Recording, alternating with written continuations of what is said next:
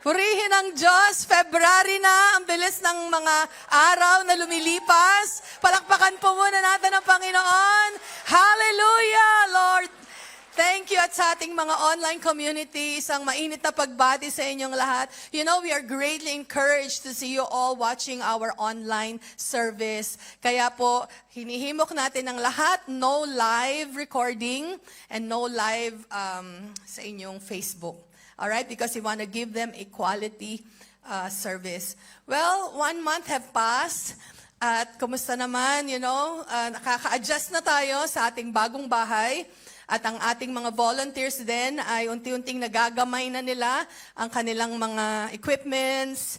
At hindi nyo lang po siguro nare-realize ay talagang strange o bagong-bago yung kanilang mga hinahawakan. Na parang kumbaga sa isang nurse, ay pinag-opera mo ng utak, ganun. Ang parang biglang itinalon na gagawin. Pero lahat ay willingly offering their time and their energy and their talents sa Panginoon. This February is our new series at pinamagatan natin itong Stronger Together. Stronger Together, ito ang ating continuation sa ating Vision Sunday ng We Are Built on 6 Pillars para sa mga bago natin. Nakita ko may mga mahigit 20 sa inyo kanina na nandito first time. We welcome you. And we started this series nung January, pinamagatan naming Standing Strong. Ngayon, Stronger Together. Mas napapalakas tayo pagka tayo ay sama-sama, and we are highlighting the pillar ng community. Naalala ninyo, merong 6 pillars that is built itong simbahan. The pillar of worship, the pillar of the Word of God, the pillar of prayer. Last Sunday, Pastor Brenda preached on that.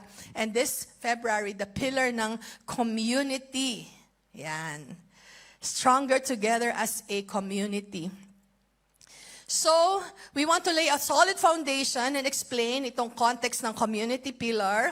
Explain the importance of being planted in the house. Yung nakatanim tayo sa tahanan ng Diyos, hindi tayo lutang, hindi tayo paghalagala. Alam natin kung saan tayo pupunta sa araw ng pagsamba. Mahalaga yon. Alam ko maraming naimbitahan at iisipin nila, ito ba ang simbahan na para sa akin? Ito ba ang simbahang babalik-balikan ko paglinggo? Ang Cornerstone ay 20 years na po dito sa Singapore. And we started with a handful people, 10 adults, and then 2 girls. Na ngayon ay mga may trabaho na yung mga bata yun. Kasi 20 years have passed. And we run 6 different services bago tayo lumipat dito. Nagkaroon tayo ng isang service. Unified service ang tawag natin. And we want to encourage everyone to stay planted in the house of the Lord. We want to teach you the values we uphold as one big church family, as a community of believers. So when we say values, these are the things that are important to us. Unti-untiin natin sa series na ito, yung mga key or core values natin as a church. Ano yung mahahalaga sa atin? Ano yung nais nating impart sa inyo? Dahil tayo ay isang pamilya. Amen. So the church is not built around programs. Alam niyo, every week we plan on the flow of the programs. But the church is not built around programs. It is built around you and me, people. Tayo yon, the community. The community who is loved by God. The community who is connected as one big family. Kaya yung katabi mo, maaring estranghero siya sa'yo ngayon. Pero hindi mo alam yan pala ang tutulong sa'yo. Kapag ikaw ay may sakit na. Hindi mo akalain siya palang dadalaw na nag-iisa sa ospital kasi lahat may trabaho. Hindi mo alam siya pala yung magpapahiram sa'yo nung magpapadala ka na ng pang-tuition. Kaya sabihin mo, God bless you, tandaan mo ko Kasi baka mamaya mag-isnabang kayo. Yan pala ang lifeline na inilagay sa'yo ng Diyos. Ini-isnab-isnab mo ngayon. 2 Corinthians chapter 6 verse 18. Ang sabi rito, I will be a father to you. And you will be my sons and daughters, says the Lord Almighty. Ang Diyos ang nagsabi, nais kong maging ama sa inyo, ang sabi ng Diyos. At kayo ang aking mga anak na babae at mga anak na lalaki. Hallelujah. Isang pamilya. So from the beginning, God's desire has never been isolation, but community. Hindi tayo nilikha para maging si Lone Ranger. Kahit si Lone Ranger, may sarili siyang kasama, yung kabayo. Hindi siya nag-iisa. Anong pangalan ng kabayo? Tonto. Sama siya ng sama eh. 1 Corinthians chapter 12, makikita rin natin dito yung context ng family. You are the body of Christ. Tayo ang katawan ni Kristo, and each one of you is a part of it. Bahagi ako ng buhay mo, Brother Henry, Pastor Henry. Bahagi ako ng buhay mo, PB. Lahat kayo rito, magkakabahagi tayo. Ang sakit ng kalingkingan, ramdam ng hanggang kilay. Buong katawan. Pag may nabalitaan tayo, may sakit, may cancer, pauuwiin ng amo, hindi nyo lang alam yung pagdaramdam namin bilang mga pastor ninyo. Nananalangin kami na sana ibigay na yung sweldo nyo sa tamang oras, na sana ma-promote kayo. Pinapanalangin namin ang inyong mga pamilya. Pagka may dengue na ang inyong anak, kahit ako'y susubo ng chicken rice, hawak ko ang plato, nasa telepono kayo, hawak ko ang plato, sa pangalan ni Jesus, Lord, kagalingan, dahil may internal bleeding na. Hayaan mo na yung chicken rice na yan, kasi magkakabahagi tayo. Kaya pag ako rin naghingi ng request ng prayer, ang ating mga prayer warriors talagang mga, amen, praying. Di ba't napakasarap nun? Kasi bahagi tayo ng bawat isa. But we need to learn how to be planted in the house of God. Hindi natin ipinipilit ang ating mga sarili kung ayaw nilang parang sila'y panghihimasukan. Lagi kong itong payo sa ating mga pastor, hindi tayo nandito para manghimasok sa buhay ng may buhay. Kung ayaw nila tayong maging bahagi ng buhay nila, praise the Lord! Nakabawas-bawas ng iintindihin. Nakabawas-bawas ng ipapanalangin. Nantakin ninyo kung kayo ilang daan. At para ako'y hanapin ninyo. Kaya marami tayong pastor. Meron tayong 22 pastors. And we have 10 intern pastors. Meron din tayong mga deacons and deaconesses in the house whose calling is to serve, to be a great support in this big family. Kung paano nyo iisipin na paano nagagawa ito, galing tayo sa maliliit na lugar, maliliit na mga satellite churches. But suddenly we are here now. Every week we need 90 plus volunteers.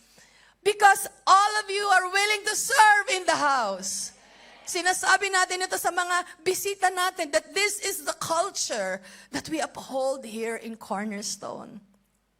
Lahat ay may bahagi. So the church is not a building, a body is not a building. This body of Christ is not a brand.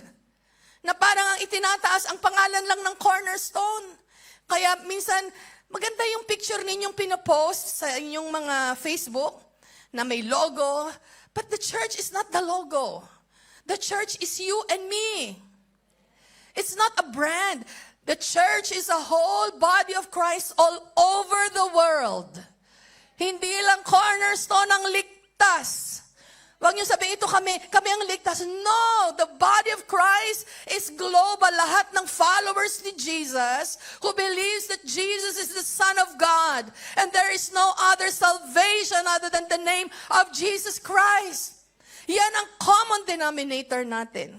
Kaya kung ang isang kapatid, iba man ang kanyang simbahan, pero sumasampalataya siya kay Jesus, kapatid mo siya sa Panginoon. Hindi mo sasabihin, hindi ka taga-amin. Ay, doon kami, ang ganda ng building namin. Ito ay building, gusali lamang, hindi ito ang church. Alam niyo ba kung anong simbahan ito noon? Diskuhan. Baka yung ibang nakaupong lalaki dyan, parokyano kayo rito. Ang daming Thai, ang daming Vietnamese, ang daming mga Pinoy na nagkalat dito noon. Pag nakita ninyo ang itsura nito noong bago ito ni-renovate, napaka-dumi.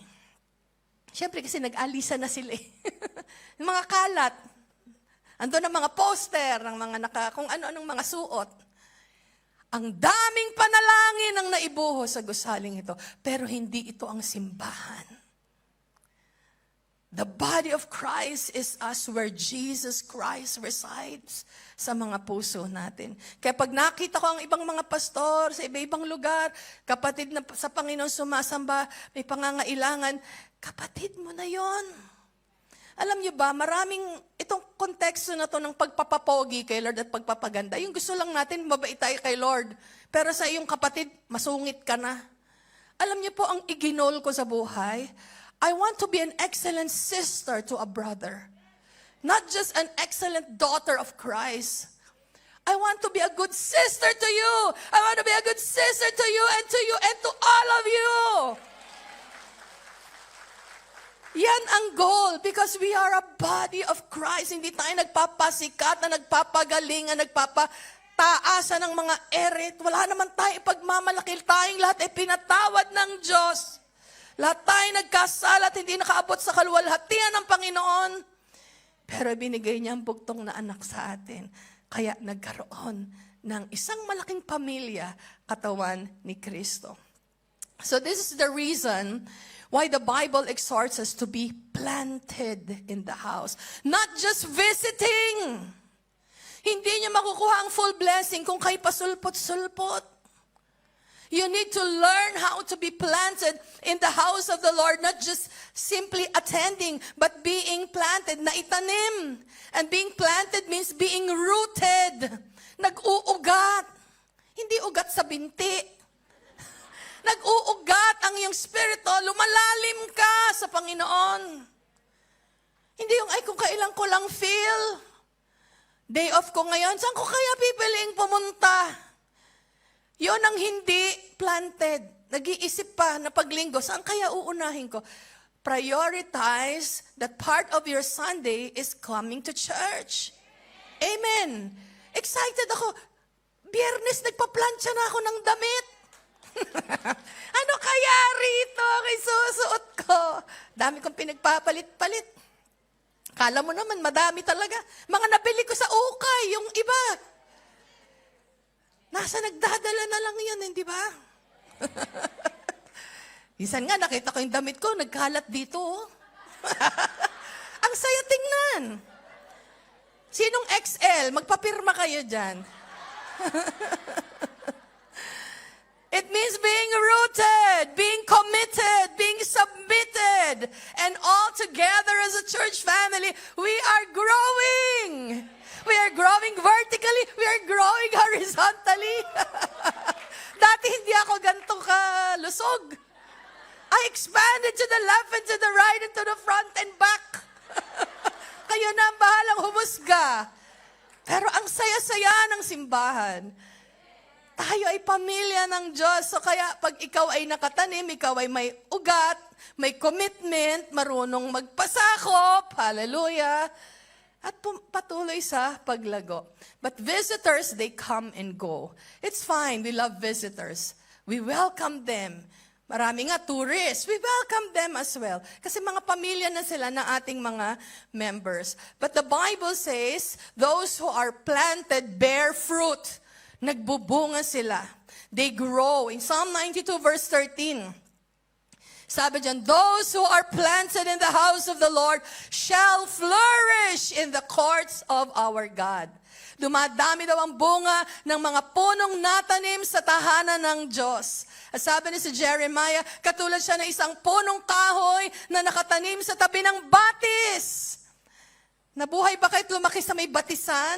May puno doon, ang kanyang ugat ay nakatutok doon sa tubig. Sabi dyan, ang mga ugat ay patungo sa tubig, hindi ito nanganganib kahit dumating ang tag-init.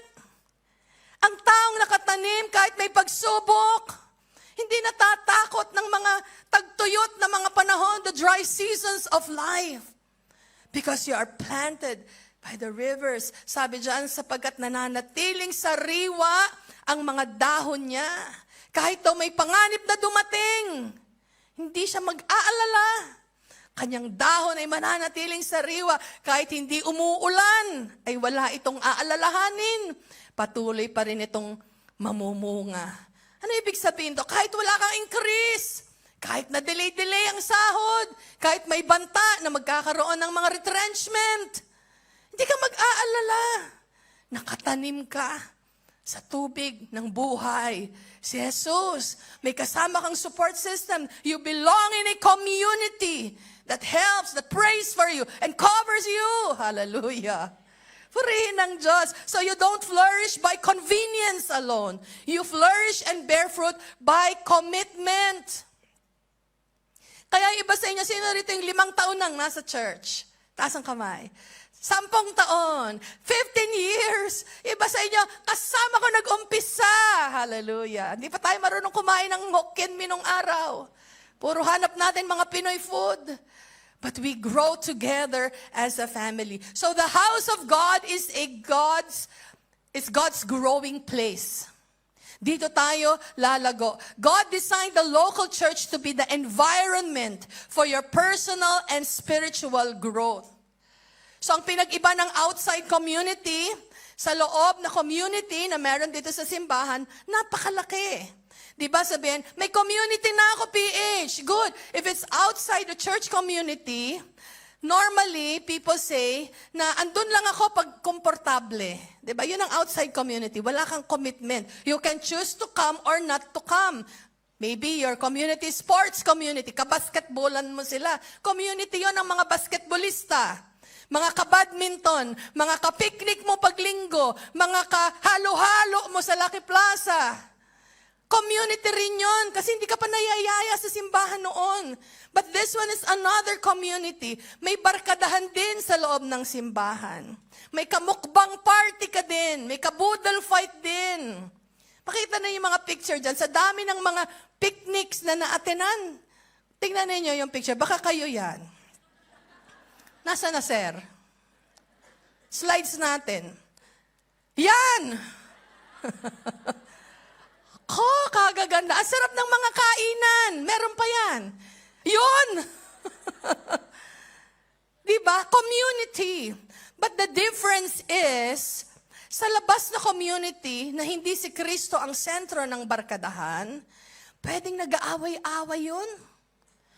Nagkakasagutan, nagkakasuguran. You can give emotional support. You can sympathize in outside community. But you cannot intercede. You cannot pray for each other. Walang spiritual covering. Walang puwersa ng mga taong mananalangin. Kasi nga, pwedeng naalala mo siya, pwedeng hindi. Pwedeng ambagan, pwedeng hindi. Kasi outside, walang masyadong lalim sa commitment. It's just an emotional support. People can live when they're offended. People can live when they're bored, when they're busy. Hindi na ako pwede sa badminton, pare. Yan ang outside community. Walang lalim. Kasi parang, ano naman ang layunin, sama-sama lang kayo lagi, hindi kayo lumalago. Kung kailang lang kayo ready at usapan ang bababaw. Hindi kayo makalalim, hindi kayo makalayo. You cannot provide direction for someone or counsel someone in outside community. Pero the church family is your community. Is built by the Spirit, not just shared interest ng mga picnics. Shared interest yun eh. Shared interest din yung mag-holiday kayo dyan sa Malaysia. Magkakaroon kayo ng bowling or party-party, jug-jug yan. Community yan ng mga partista. Pero hindi built by the Spirit of God. So the community in church is based on covenant love. We stay together as a family. We forgive each other. Diba? Ilang beses na tayo nagpatawad sa isa't isa. Natisod ako, hayaan mo na. Kulang pa sa unawa. Pagpasensyahan mo na. Hindi, masakit siya magsalita. O siya, ikaw nang mas nakakaintindi. Hindi ko nagustuhan yung nun eh. Kung makatingin eh. O binago ka na rin ni Lord. Pinatawad na rin tayo ni Lord. Di ba may ganon?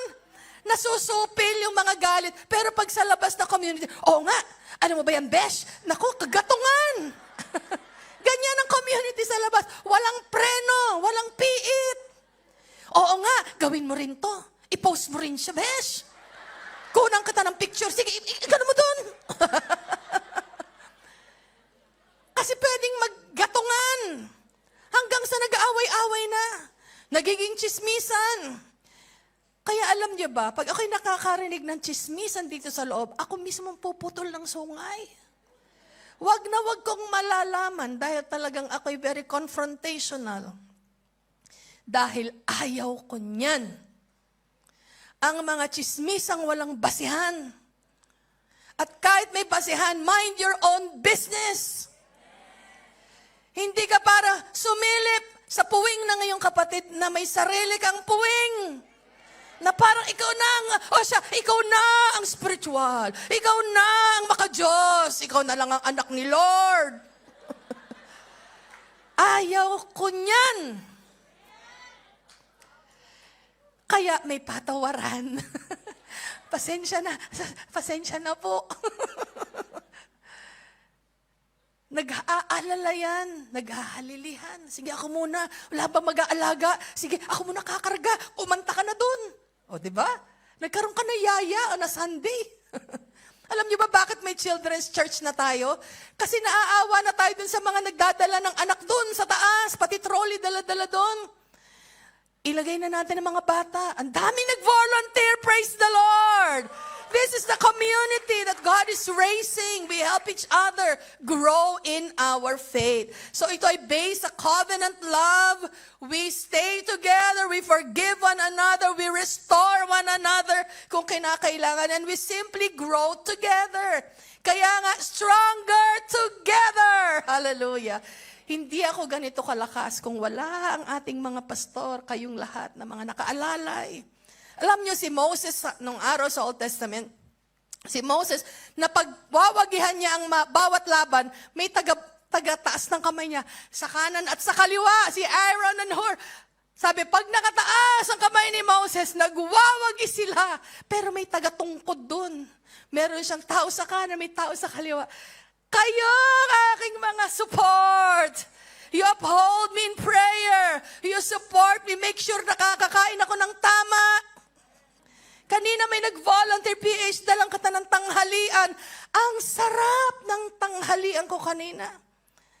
Kasi nung mga nakaraang linggo, nagbubukas na lang ako ng luncheon meat. Madaling iprito bago pupunta sa simbahan. Corn beef. Praise the Lord sa corn beef. Yung mga maitlog, ganyan. Kanina may pork adobo ako. Meron akong sweet and sour tilapia. Meron akong mga broccoli na may prawn. 4 na ulam. O diba? Napakasaya ng pamilya ng Diyos. Salamat sa nagluto At may biko pa. Talaga naman. Salamat sa mga may pabiko. Nakapagpapalakas. Kaya pag kayo rin ay nangailangan, meron kayong support group, may mga life group, may mga clusters dito sa church. We have 5 big communities. Cluster 1, 2, 3, 4, 5. Yan. Hundreds. We're talking about hundreds of people belonging to these 5 clusters. So, sa simbahan, sa pamilya ng Diyos, may nakikisaya sa promotion mo. Yun talagang nakakasaya siya. Yung, binagyan ako ni Ama ng pang Chinese New Year. Talaga ba? Hindi ka naiinggit. Masaya ka na binigyan siya ng 50.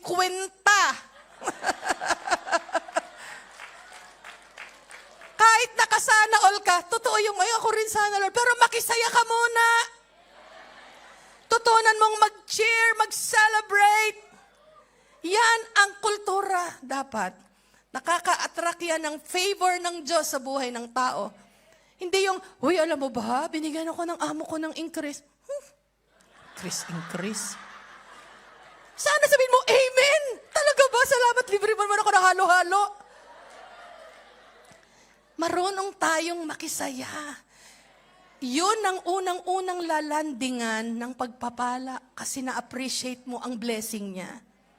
Darating din yung sayo. Ay sasabihin ng isang dalaga, nagka-boyfriend ako. Can you imagine? Nagka-boyfriend ako. Ikaw, magsi-60 na wala.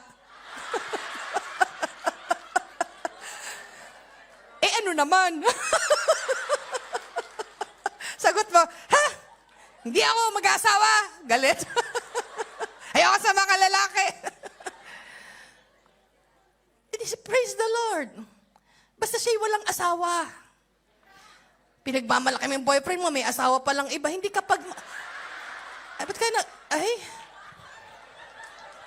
Ba't parang mas malakas yung tawa niyo, Ron? Guys, let me just say this straight here. Hindi ipinagmamalaki nagkaroon ka ng karelasyon na may asawa yung karelasyon. Hindi natin tinotolerate yon. Pero again, hindi tayo nangihimasok sa buhay ng may buhay.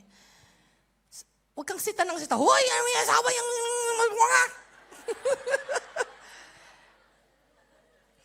Baka kayo'y balikan. Pag hindi kayo tinatanong, huwag kayong usap ng usap. Pero hindi na ipagmamalaki yon. Kaya sa simbahan, we come as we are, with our weaknesses, but we lay it at the altar. We help each other. Halika, isuko natin kay Lord.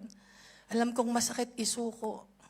Eh kasi siya naman talaga tumutulong sa anak ko. Iniwan ako na impacto kong asawa. Siyempre, mahuhulog ang loob niya kung yun ang tulong ng tulong sa kanya. Pero parang ang salita ng Diyos ay tabak. Malalim. Sa puso, tumatarak yun. Kaya uuwi ka, umiiyak ka. Kasi alam mo namang mali. Alam mo namang wala ka sa hulog. Nilalabanan mo yung sarili mo. Hindi ba ka ito na? Ito na ang regalo ng Diyos. Hanggang sa ikaw ay na hulog sa deception. Do you know, the very first enemy ng tao ay deception. Yung nalinlang ka na sa iyong utak na ang mali ay nagiging tama. Nakikiiyak tayo pag may inaapi, yan ang pamilya, tahanan ng Diyos. Yan ang community that we want to see here in Cornerstone. Wagas ang tawanan, wagas din ang kainan, wagas din lahat ang gastusan.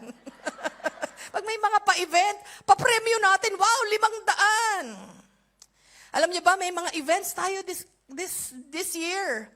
Hinahanap ko ang mga widow.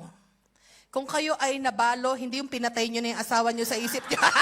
Baka mamaya ako balo, wala na ako asawa, pinatay nyo sa utak ninyo. Hinahanap ko kayo, we will create a special banquet for the widows.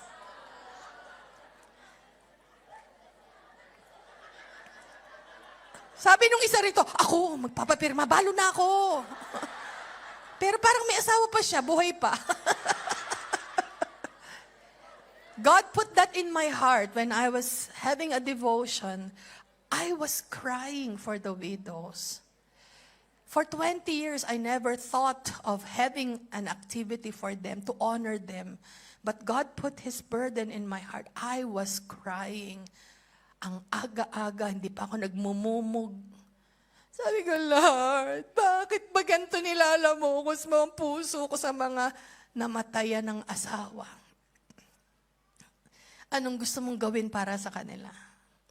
God wants to reach out His hand sa inyo. Mga nalulungkot. Mahal kayo ni Lord. Hindi ko naman alam ang buhay ng namatayan ng asawa. Hindi ako nagkaroon yan. Hindi ko alam yun. Kung anong lungkot yun. Pero ramdam ng Diyos yun. At gusto niyang hawakan kayo sa kamay. Pakainin mo sila, yung masarap. Sabi ko, sige Lord, pakakainin natin sila. Bigyan mo na sila ng dignity and honor. Defend the rights of the widows. See, that's another community. We can have a community ng mga namatay ang mga asawa. Pwede pa ba silang mag-asawa? Natural. Hindi bawal mag-asawa ang namatay ng asawa. Sabi yan sa Corinthians. Di papanalangin natin kung kayo nabalo kayo ng 30 years old. Abay, mag-asawa pa kayo kung talagang tama yung mapapangasawa ninyo. Huwag na kayong kukuha ng isa pang ipupukpok sa ulo ninyo. So, lahat tayo magkakapatid, ang tatay natin, ang Diyos Ama. You are no longer a stranger, but members of God's household. Yan ang sabi sa Ephesians chapter 2, verse 19. So tingnan natin, what happens when we are planted? I will bring this fast, brush through this fast. Anong mangyayari pag tayo naitanim sa tahanan ng Diyos, sa community of believers? Number 1, your gifts will grow. Lalago ang inyong mga talento. Dati naman, hindi naman na-discover na singer si Pastor Henry. Kanina, ang galing. Swabing sa walang hanggan. Pakahusay. Nung araw sa inuman nang naman talaga yan kumakanta noon. Nakita niyo ba ang pinaka-best na taga-kumpas na si Desiree? Ang kintab ng buhok, ang ganda tingnan sa stage. Yung groove, talagang dati hindi, may karanasan ka bang nagkukumpas ka nung araw? Di ba hindi? Na-discover sa church, yung mga tech team natin dyan sa taas, first time nilang nahawakan yung mga buto-butonis na yan. Ano ba ito? Pero ngayon, ang huhusay. Lalo na si Pastor Cyrus.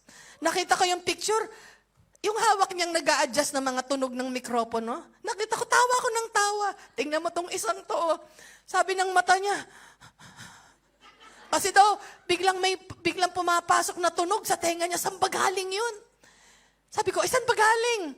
Yung may humuhuni pala sa likod ko. May kanta ng kanta sa likod daw niya dyan, somewhere sa gitna. Pero nag-grow ang mga kaloob. Hindi ko madidiscovering ako'y pwedeng mangaral kung hindi ako napasok sa simbahan. Dahil sabi nga ng nanay ko, gusto ko anak sa'yo, mag-artista ka. Hindi nga pumasa. Pero yun ang ibig ko sabihin. Our gifts grow when you're planted in the house of the Lord. Your gifts don't stay hidden. Hindi siya natatago. They are activated. Yung ibang gagaling manalangin. Wow, kahit 3:00 ng madaling araw, gising.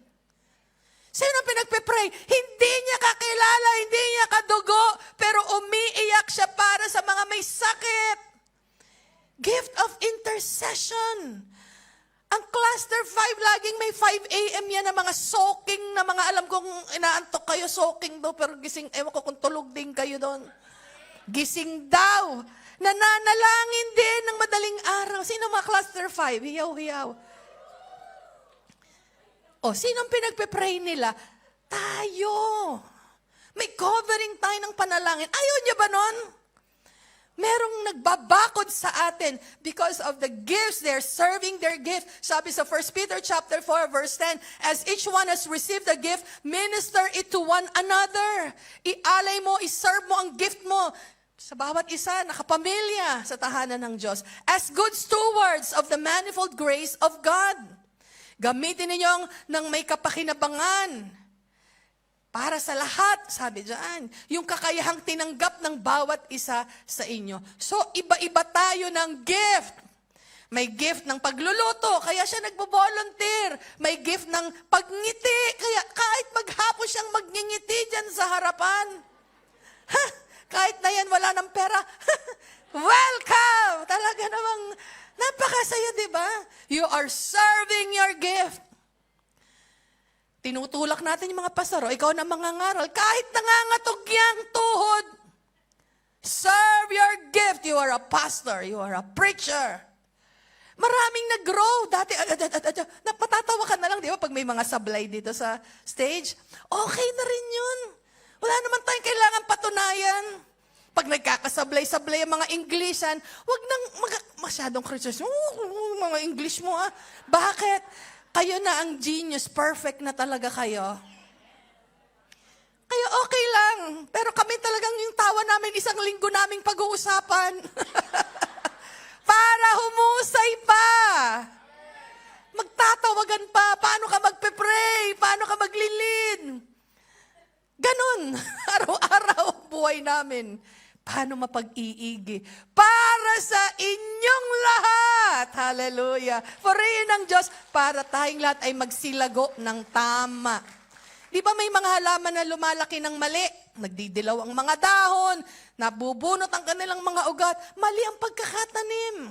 Kaya hindi lumabas ang totoo nilang bulaklak, ang totoo nilang bunga. Yung bunga nila maliliit. Yung kalamansi ko sa bahay namatay. Mali ang pagdidilig ni Pibi. Ikaw na lang sisihin ko, Pibi. Nilulunod mo Wag mong lunurin, girl. Isang gabi 3 balde na nilabas. Sabi ko, hindi ka pa matapos. Gabing-gabi. Hindi pa matatapos na. Nawili siguro kagagano niya ng mga halaman doon. But gifts grow in a community, not in isolation. So the house of God provides training. The house of God provides covering, opportunities for you, and accountability. Di ba ang sarap maging bahagi ng isang community na ang Diyos ang ating tatay? Hindi perfection ang ating aim. Kung hindi, we will finish the mark of God in our lives with flying colors. May kanya-kanya tayong karera. Lahat tayo, tutulak natin ang bawat isa. Matapos ang karera mo, yung calling mo, yung mission mo sa buhay, matapos mo na hindi ka nag-backslide. Hindi ka nanlamig kung kailan parating na si Jesus, tsaka ka pa kumalas. Nag-rapture na. Nasaan yung aking friendly friend? Naka-duet ko sa backup. Nawala, nahila ng kamunduhan. Kung kailan patapos na ang karera, tsaka nagkalaglagan. No, as a family, we carry each other's burden. We help each other. We rebuke, we bring correction. We highlight areas in your life so that you will be back on track. Yun lang yun. Hindi para ipamukha na, itong ginawa mo, itong kahinaan mo, itong kasalanan mo. No, we want you to be restored. We want you to be back on track para yung faith mo muling tumibay, magising ka ulit, lakad ulit. Wala namang perfect. Minsan lulubog, lilitaw. Okay, halika. 3 years hindi nagpakita, andito ngayon. Praise the Lord, halika, welcome pa rin. May nagpaalam sa akin one time. Sabi niya, PH, aalis na ako. Sabi ko, okay, bakit? Hindi na kita kayang mahalin. Ay, wow! Sabi ko, hindi ako naniniwala sa'yo. Nginitian ko siya. Sabi ko, alam kong mahal na mahal mo ako. Babae to, hindi to lalaki. Baka may isip niyo naman. Pero kung saan ka sasaya, sabi ko, I bless her. Anytime gusto mong bumalik, bukas ang pinto. Umuwi na siya sa Pilipinas for good. But I opened the door for her. Hindi ka stranghero. Umuwi ka sa bahay pag gusto mo na. Amen? That is the culture that we want to uphold. So your faith will grow in this church. Your character will be formed when you are planted. Tuturo ang humility, tuturo ang submission, tinuturo ang faithfulness, forgiveness, ang servanthood. Yan ang mga pag-aaralan natin in the next few weeks. Because we want you to have a strong character. And lastly, your calling is revealed in the house. Nalalaman mo ang mission mo sa buhay. Ito pala, hindi pala ako putok sa buho. Ito palang layunin ng Diyos sa buhay ko.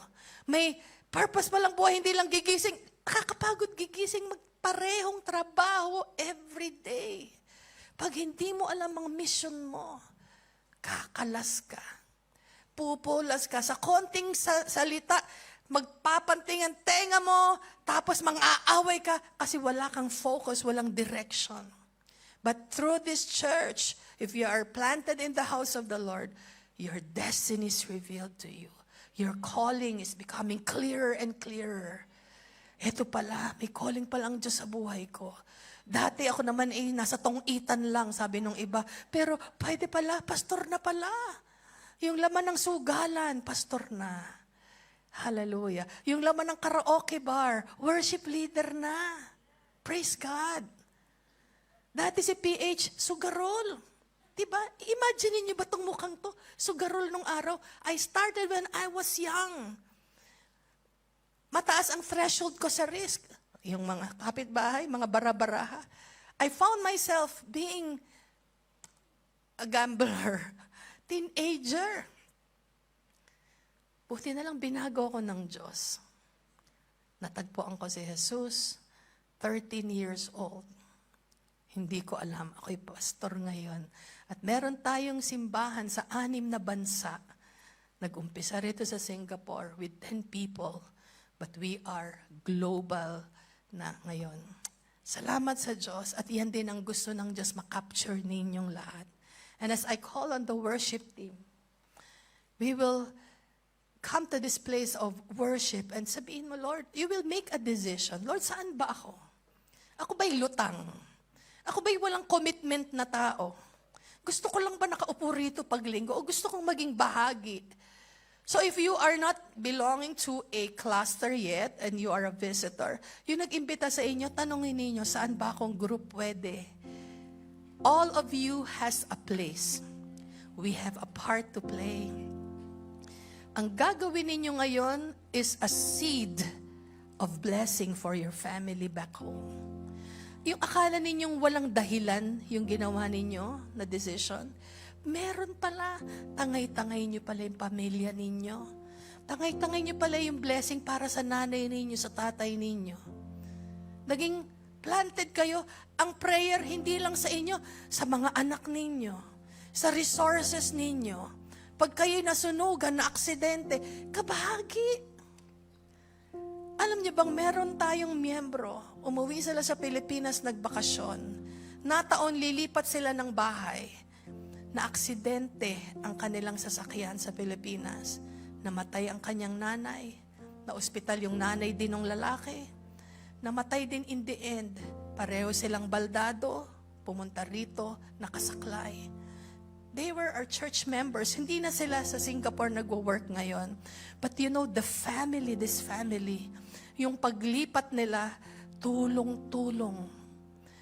Inayos ang mga gamit, nilagay sa kahon para ilipat sa kabilang bahay para pagdating nila, uupo na lang sila.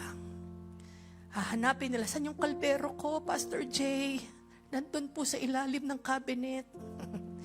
But I saw the family. Nag-ambagan. May dumalaw doon dahil sa naaksidente sila, yung kanilang van na sinasakyan, nag-holiday sila. I wasn't sure kung sa Palawan. Walang kapamilya doon. And I asked my sister who is a pastor, puntahan mo siya doon. Dalhan mo ng pera doon.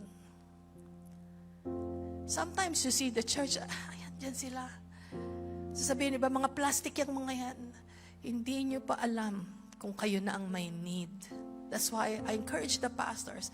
Kung ayaw ninyong ipaalam yung inyong sitwasyon sa mga pastor ninyo, huwag niyo ring asahan na malalaman din nila kung hindi niyo sabihin. Hindi niyo ako kinukumusta. Huwag ka nang magpakumusta. Sabihin mo na. Kasi ang dami rin nilang iniisip. Pag hindi niyo in-open up, we will not know. Yung antena namin ay may certain radar lang. Hindi para sa lahat. But when we found out, I pray, we lift you up kay Lord. Amen?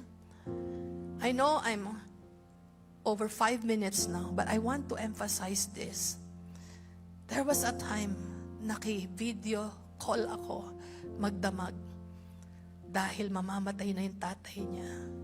Niya, PH, gusto ko lang po kayo nasa video. Kasi iyak na iyak yung asawa ko na naka-video rin sa tatay niya. Hindi ko alam ang gagawin ko. Sabi ko, sige, 1:00 ng madaling araw. 2:00 na ng madaling araw. Nakatingin kami sa asawa niya. And I was just there sa video. Wala akong masyadong sasabihin. She just want a company para lumakas yung loob niya. Namatay ang biyanan niyang lalaki ng madaling araw. Pero sabi niya, PH, matulog ka na. I'm okay. Sabi ko, sigurado ka at talagang yung mata ko'y parang pupugak-pugak na rin ako doon. Alam niyo, hindi na ako bata. Mukha lang akong 40, pero 50 na ako mahigit. Pero mabuti ang Diyos. Amen. Let's all stand. We want this church to be a family to you if you will allow us. The focus of our February series is about this community. We want to help you. We want to be here for you. Hindi dahil sa malalakas kami. Nakakapagod nga minsan yung ginagawa namin. Pero alam niyo kung bakit namin to nakakayang gawin ng mga pastor ninyo? Dahil yun ang nasa puso ng Diyos. Gusto naming ibigay yung nasa puso ng Diyos. Yung mapasaya siya. Kasi pag masaya siya, titiyakin niya, masaya tayong lahat. Amen? Let us pray. At kahit na po ito sa mga nanonood sa atin sa online, if you are not planted in any church, don't just rely sa online. Find a local church where you can be part of. Meron din tayong mga online palakasan. If it's impossible, wala talaga kayong mapuntahang simbahan dahil nasa liblib kayong lugar, message us. We can create an online community para sa inyo to pray for you. Ginawa na natin yan at one time. Pero we want to encourage everyone to make a decision. Am I really planted? Is Cornerstone a church that I can consider to be my home? Kahit ano pang simbahan ang piliin ninyo, make sure you are planted. Lord Jesus, salamat sa hapon na ito. Ramdam ko ang iyong presensya at ang puso mo para sa bawat isa sa amin. Mahal mo kami. Patuloy mo kaming inaabot, Panginoon. Ang kabigatan namin, kabigatan mo rin. Ang kaguluhan ng isip namin, gusto mong bigyan ng kapayapaan, inaabot mo kami sa kaguluhan ng isip. Sa karamdaman, nais mong marinig nilang tinig mo, Lord, na kaya mo silang pagalingin. And Lord, today, we come to you as a family. We are not perfect, and we are aware of that. You are not surprised by our weaknesses. You are not surprised by our shortcomings. But Lord, thank you, there's forgiveness. At ngayon, Panginoon, humihingi kami ng kapatawaran bilang isang simbahan sa mga shortcomings. But Lord, you are our strength. Salamat, Lord, gamitin mong simbahang ito, Panginoon, makaabot ng mga nanghihina, ng mga nasasaktan, ng mga may kakulangan. May we become answers to them. May they see Jesus in us. Maramdaman nilang pag-ibig mo, Lord, sa tahanang ito. And if you do not remember yourself giving your life to Him, today is the day of your salvation. Nais mong ibigay ang buhay mo sa Diyos. Taas mo lang iyong kamay. You are a visitor here. Sino ang mga bisita natin? I will lead you in prayer. Yes, I see those hands dito sa side na ito. Sabihin ninyo ito at sa mga nanonood din, Panginoong Jesus, lumalapit ako sa iyo. Kailangan kita. Patawarin mo ako sa aking mga kasalanan. Hugasan mo ako sa aking karumihan. Tinatanggap ko ang pagpapala ng kaligtasan. Come into my heart, Lord. I receive you as my Lord and Savior. In Jesus' name. You know, if you have prayed that prayer, God heard you. He's no respecter of person. Kahit gaano kadumi ang iyong nakaraan, kahit gaano kasakit pinagdaanan, kayang paghilumin ng Diyos. The enemy is lying to his people. Pero ang Diyos, sabi niya, embrace the truth. Yakapin mo ang katotohanan na ikaw ay nilinis. Yakapin mo ang katotohanan na ikaw ay pinatawad. Sabi ng Diyos, hindi ko na inaalala ang iyong mga kasalanan ng nakaraan. Nahugasan na ng aking dugo. Napakabuti ng Diyos. Hindi niya ibabalik sa atin at ipamumuka sa atin. Ito ka. Ganito ka. Pero dahil humingi tayo ng tawad, ang nakita ng Diyos ay ang kanyang banal na dugo. Borado ang ating nakaraan. Oh Lord, mahal ka namin. Salamat sa bagong simula. Sa tahanang ito na binigay mo sa amin. Hindi namin ipinagawa. Inabot mo na lang ang susi sa amin. Pangako mo ito para pagsamasamahin kami, palakasin kami, pagalingin kami. We love you, Lord. Thank you, Jesus. Awitin natin ang awit na ito. And if you want to live already past 10 minutes, the door is open. But if you want to stay and worship with us, and later we will pray for the people, mga may sakit, our pastors will be here to pray for you. Walang hanggang katapatan sa buhay ko'y lagi mong laan. Narito dahil sa biyaya mo, habang buhay nagpupuri sa'yo. Walang hanggang. Walang hanggang katapatan sa buhay ko'y lagi mong laan.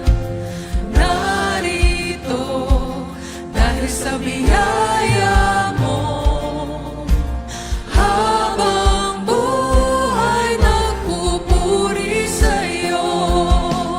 Pupurihin ka sa awit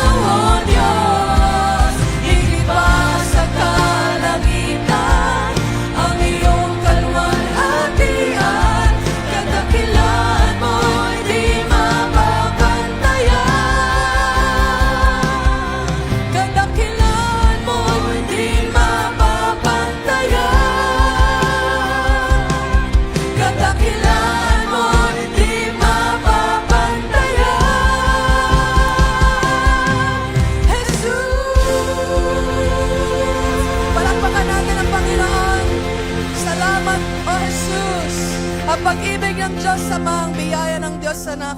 At ang walang hanggang pakikipisa ng banal na Espiritu ay mapasa atin ngayon at magpakailanman.